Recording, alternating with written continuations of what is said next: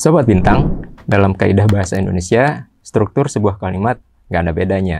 Mau itu bentuk lampau, saat ini, atau yang akan datang. Yang ngebedain cuma keterangan waktunya aja. Tapi dalam bahasa Inggris, nggak bisa gitu, sob. Bentuknya akan bisa berbeda tergantung kapan waktu melakukannya. Coba perhatikan. Kalau kita akan menulis kejadian di masa akan datang, kita harusnya menulisnya, I will write a story tomorrow. Sedangkan kalau saat ini atau sebuah rutinitas, maka ditulisnya I read a story every day. Tapi kalau menulisnya di masa lampau, kita menulisnya I wrote a story yesterday. Lah, kok bisa beda ya, sob? Tenang, kita akan membahas ilmunya di video kali ini. So, let's check it out.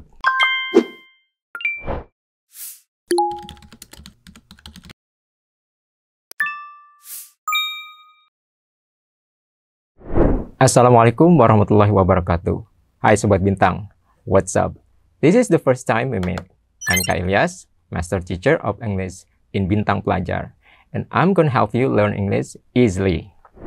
Alright, by the way, bicara bahasa Inggris tentu nggak jauh dari yang namanya tenses. Sebelumnya, tenses dalam bahasa Inggris ada 16 bentuk loh. Karena 4 tenses jarang digunakan, kini diringkas menjadi 12 tenses aja. Namun demikian, masih banyak tuh yang bingung dengan bentuk-bentuk tenses dan penggunanya. Lalu, tahukah kalian apa itu tenses? Well, let's find out.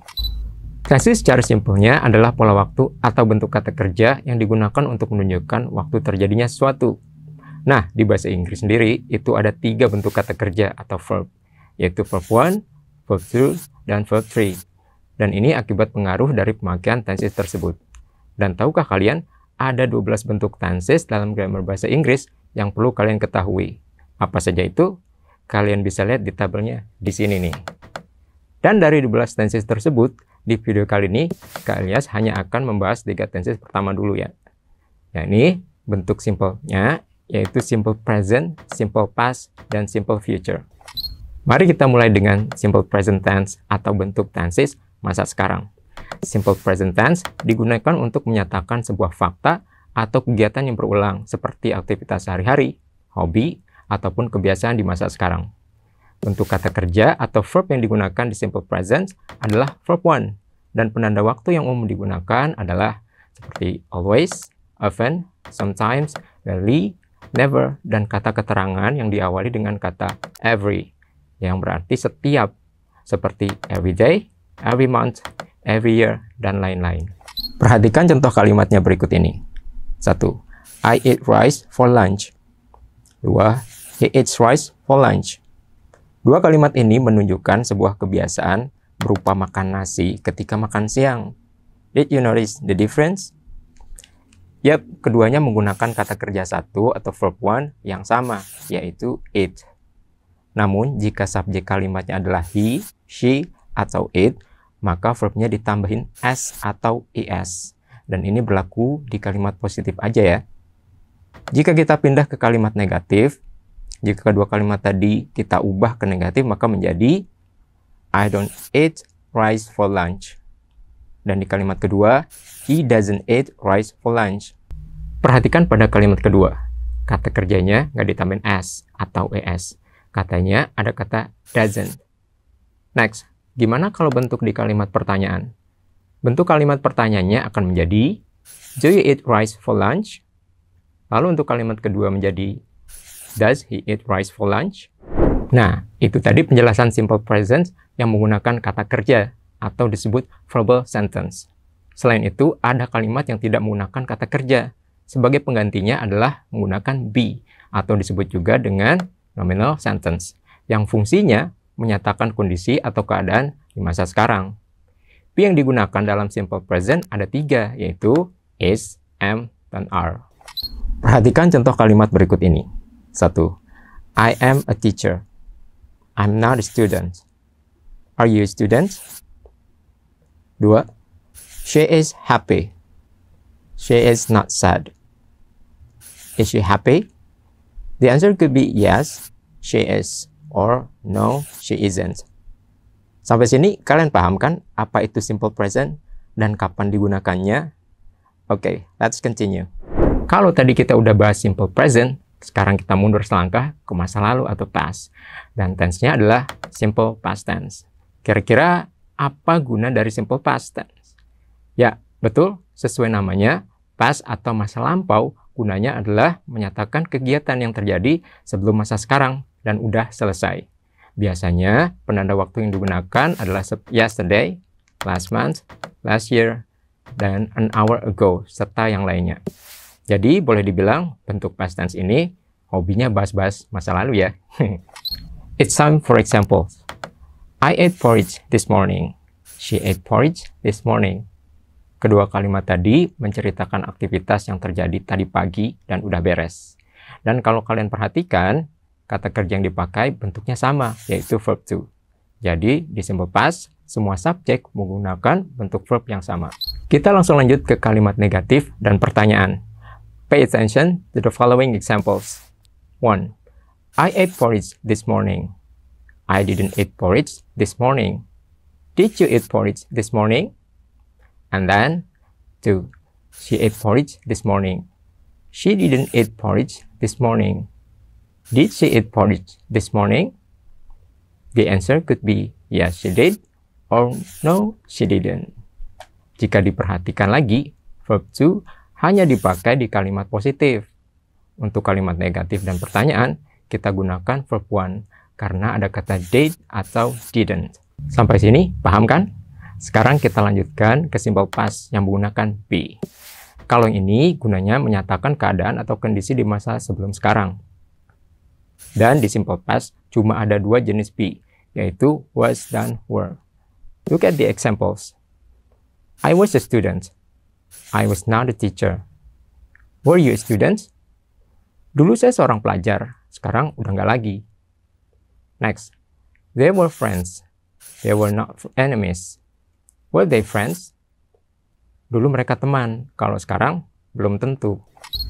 Mudah kan penjelasan dari kakak? Udah cukup kita bahas masa lalunya. Let's move on to the future, alias mari kita bahas masa depan. Simple future tense, sesuai namanya, digunakan untuk menyatakan aktivitas yang akan dilakukan di masa mendatang. Bisa juga untuk menyatakan janji atau prediksi. Penanda waktu yang biasa dipakai adalah tomorrow, tonight, next month, next year, in the future, dan lain-lain. Perhatikan tabelnya berikut ini. Di simple future, semua subjek menggunakan verb yang sama, yaitu verb one, dengan tambahan will di depannya. Kita langsung ke contoh kalimatnya. We will eat at the restaurant tonight. We will not eat at home tonight. Will you eat at the restaurant tonight? The answer could be yes, I will, or no, I won't. Ada juga simple future yang menggunakan be going to. Gunanya menyatakan sesuatu yang sudah direncanakan dengan baik untuk dilaksanakan di masa mendatang. Contoh kalimatnya. I'm going to have a vacation next holiday. I'm not going to stay at home. Are you going to have a vacation next holiday? Gampang kan? Kalian sendiri punya rencana apa di masa depan? Bisa dijawab di kolom komentar ya. Sekarang kita pindah ke kalimat simple future dengan be. Look at the examples below. I will be an astronaut when I grow up. I won't be lazy anymore. Will you be an astronaut in the future? Kalimat-kalimat di atas menunjukkan cita-cita, rencana, ataupun janji di masa mendatang. So, what about you? What will you be in the future? Gimana? Udah paham kan tentang simple future? I hope in the future you will be successful. Gimana Sobat Bintang? Bisa dipahami kan penjelasan kakak mengenai 3 simple tense tadi? Nah, untuk mempertajam lagi pemahaman kalian, let's do some exercises. Number 1. If you are hungry, there, blank, bread and cheese on the kitchen table. Untuk menjawab soal tenses, kita perhatikan penanda waktu dan bentuk kata kerja yang dipakai. Kalau kita perhatikan, pada soal nomor 1 ini tidak ada penanda waktunya. Lalu, gunakan tips berikutnya, yaitu cek kata kerja atau be yang dipakai. Pada kalimat if you are hungry, terdapat be are, yang artinya tenses yang digunakan adalah simple present. Kalau dilihat pada pilihan jawaban, ada 2 pilihan yang menggunakan simple present, yaitu are dan is. Lalu jawabannya yang mana? Jawabannya adalah are, karena ada dua benda yang disebutkan di situ, yaitu bread and cheese. It's easy, right? Number 2. When the car broke down in the jungle, we blank finish the journey to our destination on foot. Kita gunakan tips pada soal sebelumnya, dan kita menemukan bahwa verb yang dipakai adalah verb to, yang artinya ini adalah simple past. Dari pilihan jawaban, manakah yang merupakan verb to? Ya, benar, had, yang merupakan verb 2 dari have dan has. So, the answer is C. The last question, number 3. Blank, to continue her study after she graduates. Dengan tips yang sama, kita coba jawab soal terakhir ini. Verb yang dipakai di kalimat ini adalah verb 1, yaitu graduates, yang artinya ini simple present. Jika kita perhatikan pilihan jawaban yang menggunakan simple present adalah B, does she go? Jika kita masukkan jawaban B, kalimatnya jadi apakah dia pergi untuk melanjutkan pendidikannya setelah lulus? Terdengar aneh kan? Karena dia sendiri belum lulus. Kalau jawaban E dimasukkan, maka akan terdengar lebih aneh lagi. Karena itu merupakan bentuk past tense. Tinggal pilihan A, C, dan D. Yang ketiganya adalah simple future. Lalu yang manakah jawabannya? Karena pilihan A dan C tidak sesuai kaidah simple future, maka jawabannya adalah D. Yang artinya, akankah dia melanjutkan pendidikannya setelah lulus nanti? Gimana? Kalian bisa jawab soal-soal tadi kan? Well done. Baik Sobat Bintang, demikianlah penjelasan dari Kak Ilyas mengenai 3 model simple tense. Di video berikutnya, kita akan lanjutkan dengan materi dan model tenses yang lain. Insya Allah. Semoga kalian bisa memahami penjelasan dari Kak Ilyas dengan baik ya. Jangan lupa dipraktekkan, because practice makes perfect. See you in the next video. Till next time. Assalamualaikum warahmatullahi wabarakatuh.